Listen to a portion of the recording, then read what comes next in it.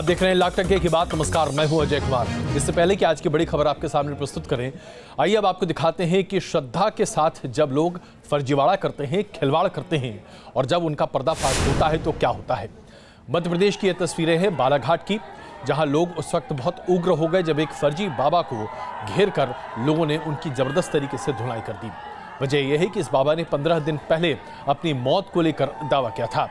अपनी मौत की तारीख, वक्त, सब कुछ बता डाला था और उसके बाद इस बाबा का ये कहना था कि 15 दिन बाद ये जिंदा नहीं मिलेगा। लेकिन अब जब भक्तों के सामने जिंदा बाबा घूम रहे हैं तो बाबा के डोंग का पर्दाफाश होने के साथ ही लोग पूरे बाबा के खिलाफ हो चुके हैं। ऐसे में पुलिस अब बाबा को बचा रही है।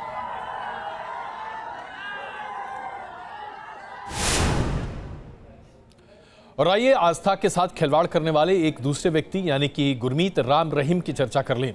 सिरसा के डेरा सच्चा सौदा के गुरमीत राम रहीम ने 2 महीने के पेरोल की अपनी अर्जी डाली है।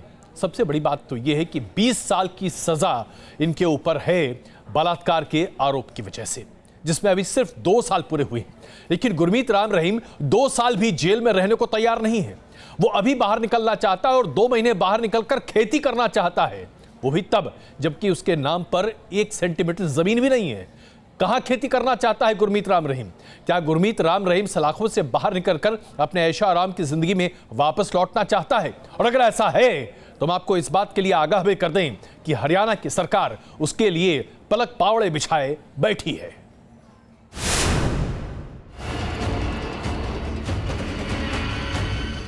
जब वो सलाखों से बाहर होता है तो सड़क पर तांडव होता है।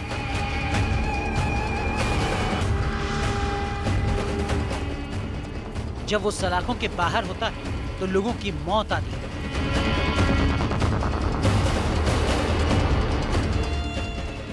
जब वो जेल से बाहर होता है तो उपद्रव की इंतहा हो जाती है, क्योंकि वो साल 2017 था जब हरियाणा से लेकर पंजाब तक जल उठा था।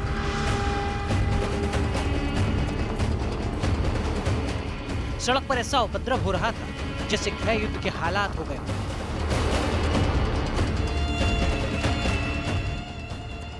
इस राम रहीम के इशारे पर पूरे देश में उन्माद फैलाने की कोशिश की गई। वो बलात्कारी 20 साल के लिए जेल गया था तो देश ने राहत की सांस ली थी। लेकिन अब एक बार फिर आम लोग परेशान हैं कि क्या सलाखों से बाहर आएगा गुरमीत राम रहीम? क्या पैरोल पर आकर खेती करेगा राम रहीम? दरअसल 1 साल के अंदर 2 संगीन गुनाह, साथियों से रेप और पत्रकार रामचंद्र शतपथी हत्याकांड मामले में सजा काट रहा डेरा सच्चा सौदा प्रमुख गुरमीत राम रहीम के रोहतक की सुनारिया जेल से बाहर निकालने की कोशिशें हो रही हैं। 1 साल की सजा पूरी होने के बाद राम रहीम ने पैरोल के लिए अर्जी लगाई।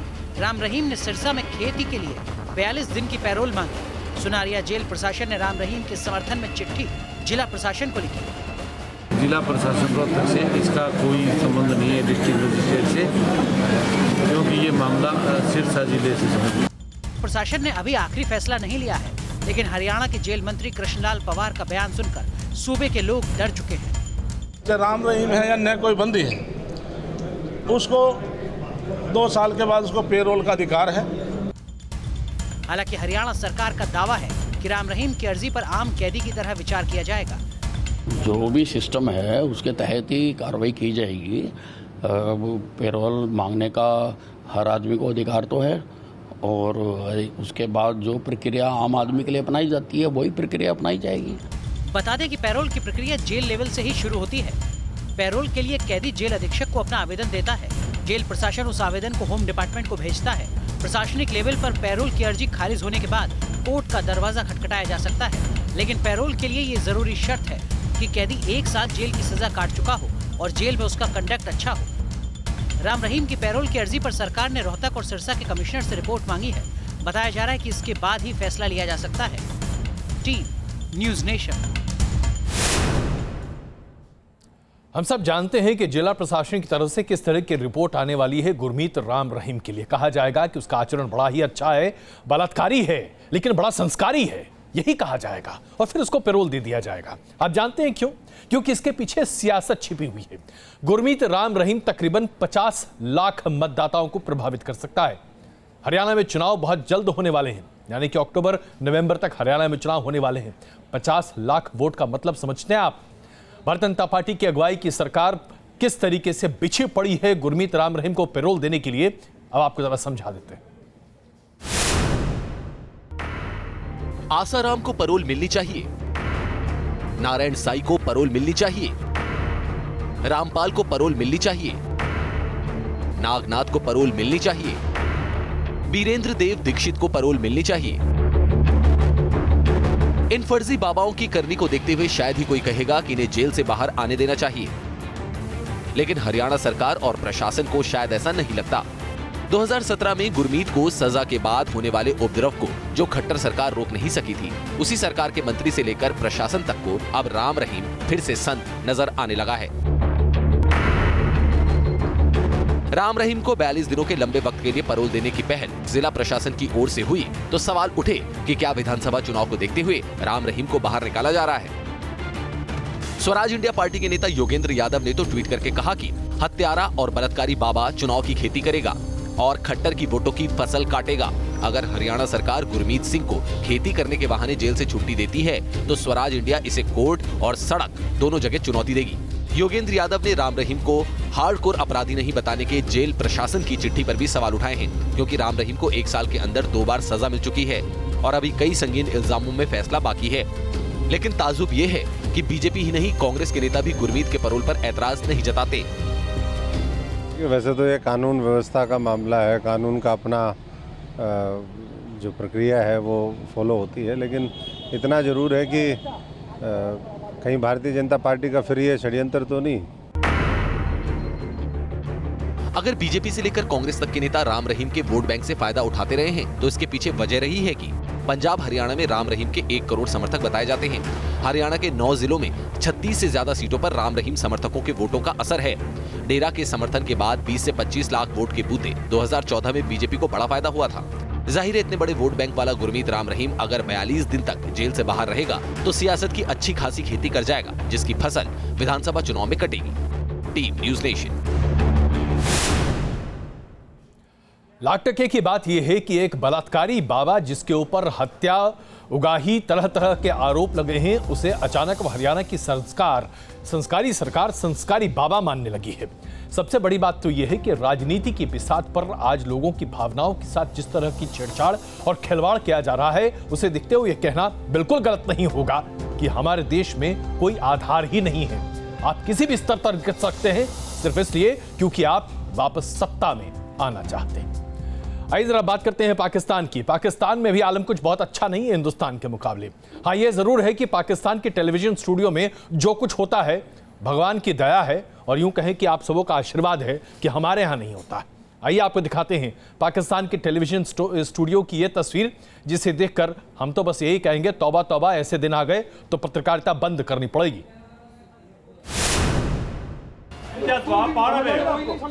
कहा सुन, गाली गलौज और मारपीट। तस्वीरें किसी गली मोहल्ले में होने वाली लड़ाई की नहीं, बल्कि पाकिस्तान के टीवी स्टूडियोज में हुई मारपीट की है। लाइव न्यूज शो के दौरान सत्ताधारी पीटीआई के एक नेता ने पैनल में शामिल एक वरिष्ठ पत्रकार को पीट दिया। पत्रकार ने पीटीआई नेता से पहले कुछ तल्ख सवाल पूछे, जिस पर दोनों में कहासुनी हुई। आपको बता रहा हूं मैं। और चंद सेकंड में ही इमरान की पार्टी के नेता मारपीट पर उतर आए।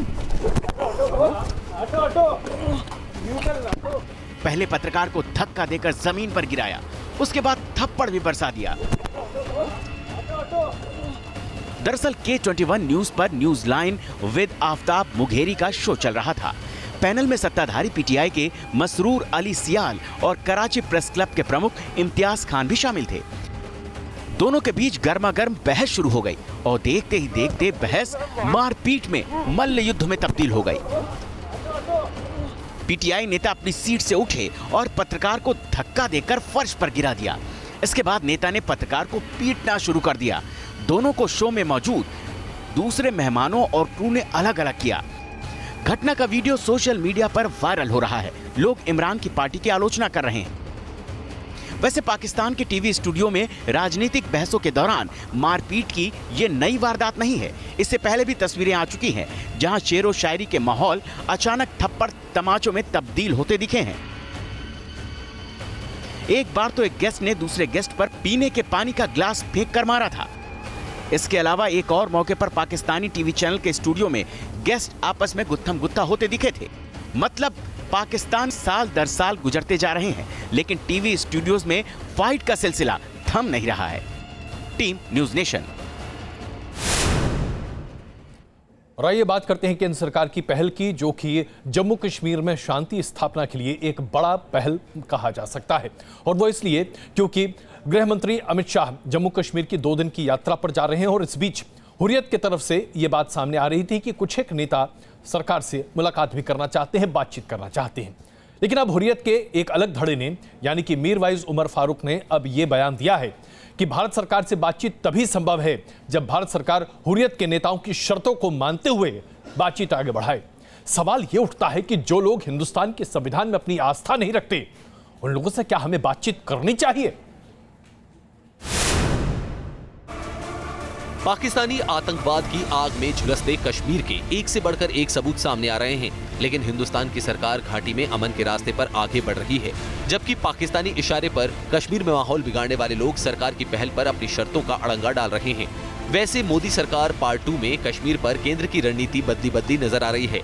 खुद गृह मंत्री अमित शाह इसकी मॉनिटरिंग कर रहे हैं। बताया जा रहा है कि वो हर कीमत पर इस सूबे में अमन चैन बहाल करवाना चाहते हैं। इसी मिशन के साथ शाह कश्मीर दौरे पर जा रहे हैं। गृह मंत्री अमित शाह 26 से 27 जून को कश्मीर का दौरा करेंगे। इस दौरान वो अमरनाथ यात्रा की सुरक्षा और आंतरिक सुरक्षा का जायजा भी लेंगे। इस बार सरकार की बदली हुई रणनीति की झलक तभी मिलने लगी थी जब जम्मू कश्मीर के राज्यपाल सत्यपाल मलिक ने अलगाववादियों से बातचीत की मेज पर आने की अपील की। हालांकि अलगाववादी अपनी शर्तों पर बातचीत करना चाहते हैं, लेकिन जो अलगाववादी टेरर फंडिंग के आरोपी हैं, जो अलगाववादी अलग कश्मीर की बात करते हैं, जिन अलगाववादियों को कश्मीर की जनता ने कभी औपचारिक प्रतिनिधि नहीं बनाया, जो अलगाववादी पाक के इशारे पर चलते हैं, उनसे बातचीत करके कश्मीर में कभी अमन की उम्मीद नहीं की जा सकती है। इस तरह की आशंका क्यों उठती है, इसका अंदाजा आपको नेशनल कॉन्फ्रेंस के महासचिव अली मोहम्मद सागर के इस बयान से लग जाएगा, जो बुरहान वानी और जाकिर मूसा को शहीद बताते हैं। उमर अब्दुल्ला की पार्टी के नेता जिस जाकिर मूसा को शहीद बता रहे हैं, उस आतंकी और पाकिस्तानी आतंक की असलियत भी आप उसी की जुबानी सुन लीजिए। ये जो ISI के अंडर जो भी तंजीमें है ना, ISI के अंडर, ये पाकिस्तान की बिना वर्दी वाली फौज है। इनको बिना वर्दी वाली फौज कहते हैं पाकिस्तान की। ये यार इस्लाम के लिए नहीं लड़ रहे हैं, ये जमीनों के लिए लड़ रहे हैं, अपने मुल्क के लिए लड़ रहे हैं। मूसा मारा जा चुका है। जिस लश्कर कमांडर अबू दुजाना से ये बातचीत हुई है, वो दुजाना भी मारा जा चुका है। लेकिन ये जानते हुए भी कि पाकिस्तान कश्मीर में अलगाववाद फैला रहा है, कश्मीर के नेता आतंकियों को शहीद कहते रहते हैं। ऐसे में उम्मीद कम है कि कश्मीर में अलगाववाद की सियासत पर अपनी दुकान चलाने वाले कभी अमन का रास्ता अख्तियार करेंगे। Team news nation. लाख टके की बात यह है कि कश्मीर के अलगाववादी नेताओं और हुर्रियत के नेताओं से बातचीत करने का मतलब तभी है जब ये तमाम नेता भारत के संविधान की शपथ लें और कहें कि हिंदुस्तान का अभिन्न अंग है जम्मू कश्मीर, कहें कि वो पाकिस्तान के बारे में एक शब्द भी तारीफ के नहीं कहेंगे और इसके साथ साथ हिंदुस्तान से कभी अलग होने की बात नहीं करेंगे। अन्यथा इस बातचीत का मतलब ही क्या है? ये वो लोग हैं जो पाकिस्तान के पैसों पर पलते हैं, इनसे बातचीत बिल्कुल संभव नहीं है। अब आइए आपको दिखाते हैं कि जहां एक तरफ पाकिस्तान हिंदुस्तान में उन तमाम तथ्यों को समर्थन देता है जो कि हिंदुस्तान के टुकड़े करना चाहते हैं, वहीं पाकिस्तान अपने भीतर किसी भी तरह की आजादी या स्वतंत्रता को कुचलने की हर संभव कोशिश करता है। यह वीडियो अपने आप में स्पष्ट करता है कि पाकिस्तान अपने लोगों के लिए कितनी दमनकारी नीति अपनाता है। पाकिस्तान में कैसे तालिबानी अपनी दहशत की पंचायत लगाते हैं, उसकी तस्वीरें हैं ये पाकिस्तान की केंद्रीय सरकार के शासन वाला इलाका है। यहाँ तालिबान के खूंखार आतंकी लोगों को धमकी दे रहे हैं। पश्तो भाषा में लोगों को धमका रहा तालिबानी कमांडर ताज मोहम्मद ने इस इलाके के ट्राइबल अहमद जई वजीर जिरगा को चेतावनी दी। तालिबानी ने जो कहा उसका मतलब था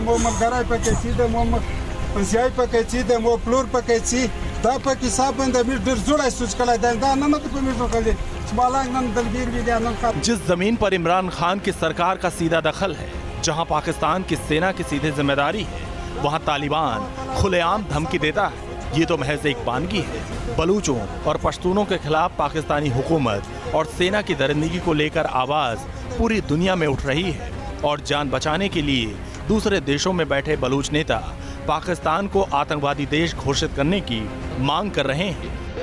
It is clear that Pakistan is a terrorist state. So at this point, it's high time for the international community and all responsible state to declare Pakistan as a terrorist state and Pakistani army as a terrorist supporting army.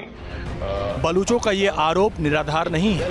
Pakistan की सेना के शासन वाले इलाके में अगर तालिबानी धमकी देते फिरे और वैसा सिलेक्टेड पीएम पाकिस्तान की कुर्सी पर बैठा हो जो तालिबानियों के साथ फोटो खिंचाने का शौक रखता हो, तो पाकिस्तान आतंकी देश घोषित किए जाने के सभी मानदंड पूरे करता दिखाई पड़ता है। Team news nation. और आइए अब आपको दिखाते हैं हरियाणा में कैसे पुलिस वाले विधायकों की गुहार को भी नजरअंदाज करते हैं। यह खबर है कि असीम गोयल नाम के विधायक की, जो आरोपी पुलिस वालों पर कार्रवाई करने के लिए नारेबाजी लगाते रहे, लेकिन इनकी सुनवाई करने वाला कोई नहीं है।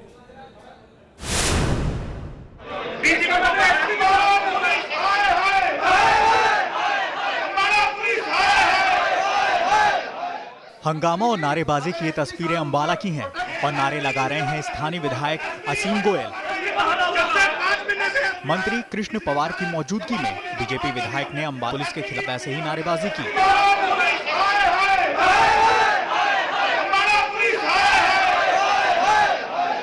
मंत्री मामले को शांत कराने की कोशिश करते रहे, लेकिन विधायक नहीं माने।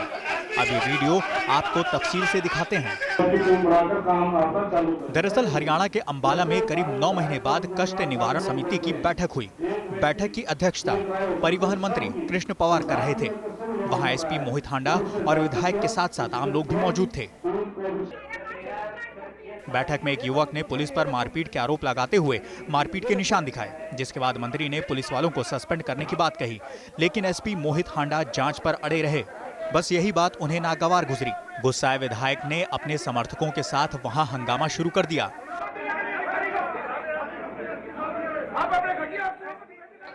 पुलिस के खिलाफ नारे लगाने लगे।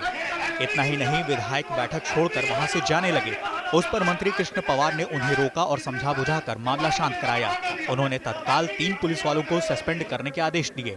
जिस युवक की शिकायत पर हंगामा हुआ, उसने बाद में मीडिया से बातचीत में अपने आरोप दोहराए और अंबाला पुलिस को कटघरे में खड़ा किया।